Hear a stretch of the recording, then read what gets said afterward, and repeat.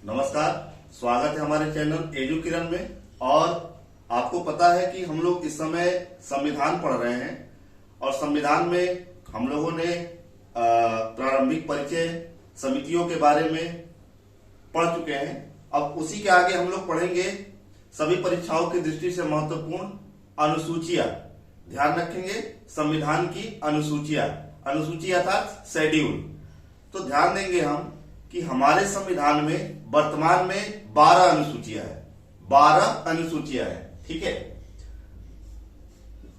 जब संविधान का निर्माण हुआ तो शुरुआत में 8 अनुसूचियां थी। ठीक है, अर्थात पहले 8 थी, यानी कि 4 अनुसूचियां जो है वो बाद में जोड़ी गई है।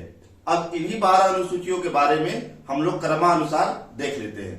ठीक है, सबसे पहला आता है अनुसूची फर्स्ट, पहली अनुसूची।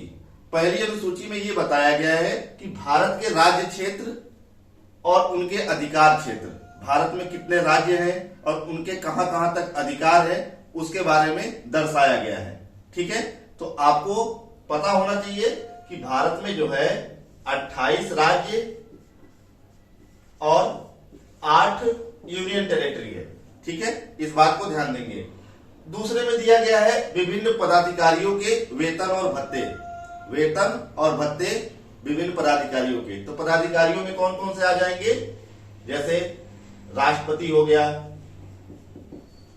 ठीक, उपराष्ट्रपति हो गया, उपराष्ट्रपति इसी के तरीके हो जाएगा लोकसभा अध्यक्ष, controller and auditor general of India. ठीक है, तो इस प्रकार से जितने भी संवैधानिक पद है तो उनको वेतन और भत्ते का प्रावधान किया गया है अनुसूची 2 में। ठीक है, इसके बाद तीसरी अनुसूची है, इसमें बताया गया है विभिन्न पदाधिकारियों का शपथ। शपथ में क्या है, जितने भी संवैधानिक पद है उनको शपथ कैसे दिलाया जाएगा, कौन दिलाएगा। ठीक है, तो इसमें जैसे आ जाता है राष्ट्रपति, राज्यपाल, सुप्रीम कोर्ट का न्यायाधीश, ठीक है, हाई कोर्ट का न्यायाधीश। तो इन सभी के बारे में शपथ का प्रावधान किया गया है। ध्यान देंगे, राष्ट्रपति,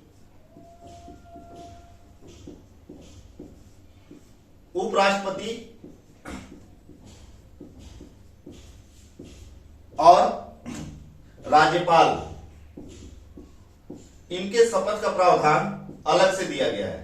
ठीक है, तो राष्ट्रपति के शपथ का प्रावधान दिया गया है अनुच्छेद 60 में। ठीक है, और उपराष्ट्रपति का शपथ दिया गया है अनुच्छेद 69 में। ठीक है, और 159 में जो दिया है, 159 में राज्यपाल के शपथ का प्रावधान किया गया है। ठीक है, राज्यपाल के शपथ का प्रावधान किया गया है। इसके बाद अगला आता है चौथी अनुसूची जो है हमारी, इसमें राज्यों से राज्यसभा सीटों का आवंटन। तो ध्यान देंगे, हमारे पास राज्यसभा में 250 सीटें हैं। ठीक है, ये अभी आगे हम लोग पढ़ेंगे। 250 सीटें हैं, तो 250 सीटें जो है वो राज्यों से आती है, और राज्यों से जो आती है वो कैसे आती है, जनसंख्या के आधार पर। ठीक है, जनसंख्या के आधार पर ध्यान देंगे, 250 सीटें जो है वो जनसंख्या के आधार पर है। ध्यान देंगे, 250 सीटों में मात्र 238 सीटें ही निर्वाचित होती है, 12 सदस्यों का मनोनयन होता है। ठीक है, तो ये 238 सीटें विभिन्न राज्यों से जनसंख्या के आधार पर आवंटित की जाती है। इसके बाद दिया है अनुसूची 5। अनुसूची 5 जो बताता है अनुसूचित एवं जनजाति क्षेत्रों के नियंत्रण एवं विकास के लिए विशेष प्रावधान किया गया है। जैसे कि कुछ ट्राइब एरिया है, ठीक है, अनुसूचित क्षेत्र है, तो उन पर किस प्रकार से नियंत्रण किया जाएगा, कैसे उनका विकास किया जाएगा, इसके लिए अनुसूची 5 में विशेष प्रावधान किया गया है। इसके बाद हमारी जो अनुसूची 6 है, अनुसूची 6, इसमें ध्यान देंगे मात्र 4 राज्य है, असम, मेघालय, मिजोरम और त्रिपुरा। इन मात्र 4 राज्यों के लिए एक अलग से अनुसूची बनाई गई है, अनुसूची 6। इसमें इन 4 राज्यों के लिए विशेष प्रावधान किया गया है। ठीक, इसके बाद है अनुसूची 7। अनुसूची 7 में है संविधान की सूचियां। सूची का मतलब विषय। ठीक है, तो ध्यान देंगे अनुसूची 7 में ऐसे 3 सूचियां बनाई गई है। तो पहले आती है संघ सूची, ठीक है, दूसरी आती है राज्य सूची और तीसरी आती है समवर्ती सूची। ठीक है, संघ सूची का मतलब ये हो गया कि इसमें 100 विषय शामिल है। संघ सूची के विषय में 100 संघ सूची में 100 विषय शामिल है और इन विषयों पर हमेशा कानून का निर्माण या विधि का निर्माण सिर्फ केंद्र सरकार ही करेगी। ठीक है, और फिर आता है राज्य सूची। राज्य सूची में 61 विषय शामिल है। इन 61 विषयों पर कानून का निर्माण या विधि का निर्माण सिर्फ राज्यों को दिया गया है। ठीक है, और तीसरी सूची है समवर्ती सूची। समवर्ती सूची जो है इसमें 52 विषय है और समवर्ती सूची में ऐसे विषयों को शामिल किया गया है जहां पर केंद्र और राज्य दोनों ही कानून या विधि बना सकते हैं।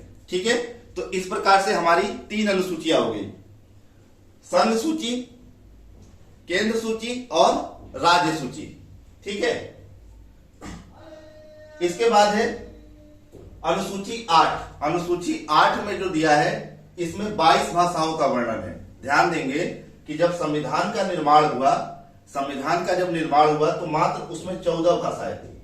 14 भाषाएं थी और बाद में धीरे धीरे इसमें संशोधन किए गए और 8 अन्य भाषाओं को जोड़ दिया गया। तो 14 पहले से थी और 8 और जोड़ी गई है, तो कितनी भाषाएं हो गई? 22। तो वर्तमान में 22 भाषाएं हैं। ठीक है, इसमें ध्यान देंगे 3 संशोधन हुए हैं।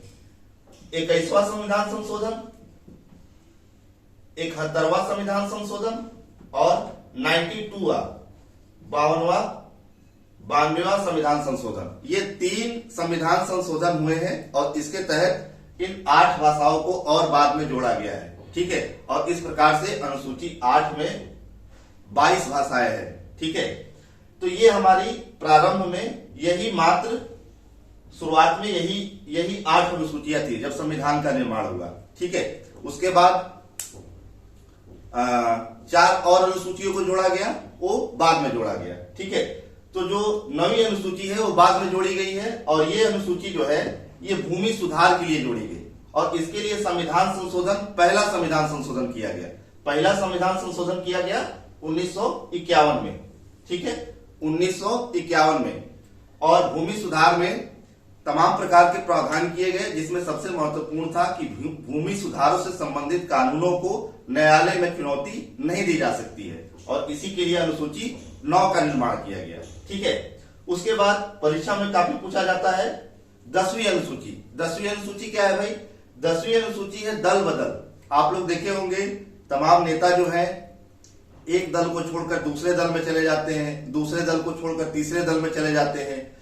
तो इन पर रोक लगाने के लिए 52वां संविधान संशोधन किया गया 1985 में और 52वें संविधान संशोधन के तहत ये कानून लाया गया कि कोई भी व्यक्ति दल बदल करता है तो उसकी जो सदस्यता है वो रद्द की जा सकती है। ठीक है, उसको रद्द की जा सकती है। ध्यान देंगे कोई व्यक्तिगत दल नहीं बदल सकता है, लेकिन कोई चाहे तो अपनी पूरी पार्टी को दूसरे दल में विलय कर सकता है, कोलैप्स कर सकता है, कोलिशन कर सकता है। ठीक है, तो ये 10वीं अनुसूची में इसको शामिल किया गया है, दल बदल कानून को। इसके बाद 11वां जो है ये भी काफी महत्वपूर्ण है। इसके लिए 73वां संविधान संशोधन किया गया। 73वां संविधान संशोधन, पीवी नरसिम्हा राव उस समय हमारे भारत के प्रधानमंत्री थे और 73वें संविधान संशोधन 1992 के तहत पंचायतों को संवैधानिक दर्जा दे दिया गया। पंचायतों को संवैधानिक दर्जा दे दिया गया। पंचायतों का तो निर्माण जवाहरलाल नेहरू के समय में ही हो गया था, लेकिन संवैधानिक दर्जा मिला है उसे 1992 में। ठीक है, इसी प्रकार से 12वां जो अनुसूची है वो इसी से मिलता जुलता है। जिस प्रकार से पंचायतों को संवैधानिक दर्जा मिला, ठीक उसी प्रकार से नगर पालिकाओं को भी संवैधानिक दर्जा प्रदान किया गया और इसके लिए 74वां संविधान संशोधन 1992 में किया गया पीवी नरसिम्हा राव के कार्यकाल में। तो इस प्रकार से हमारी 12 अनुसूचियां हैं। ठीक है, तो ध्यान देंगे पहली 8 अनुसूची शुरुआत में थी और 4 अनुसूचियां जो है विभिन्न संविधान संशोधनों के तहत इसे बाद में संविधान में शामिल किया गया।